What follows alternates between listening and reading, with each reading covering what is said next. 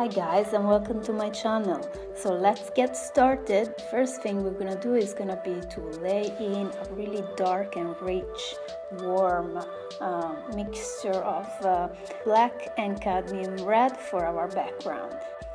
So the idea is to paint a portrait like a Baroque painting. So think about Caravaggio and think about Rembrandt. So dark shadows that really wrap up our portrait. Then I have the option to make some kind of muted green with black and yellow ochre. So I've used that color to block in the shirt, and I think that's a good contrast against the dark background.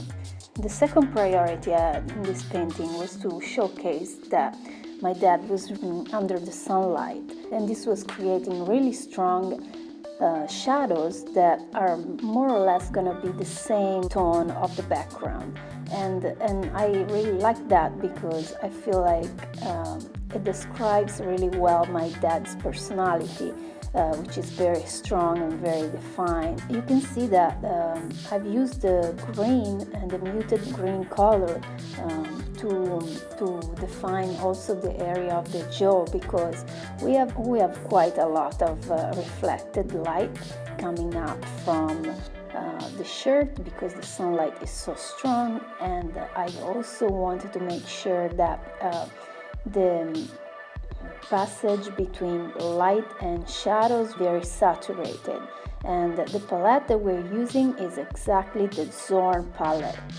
So overall I'm happy with the painting, and I think this was a good step forward in my development. It was difficult enough, and I really had to fight with the painting, and at the end it came out really well. So thank you so much, and next week we're gonna keep going with the gouache on illustration board. It's gonna still be a portrait, and we're going to introduce a new color on the palette so that we can slowly open up our range and see what happens. So thank you so much for following, and I hope you enjoyed, and I'll see you next week. Bye bye.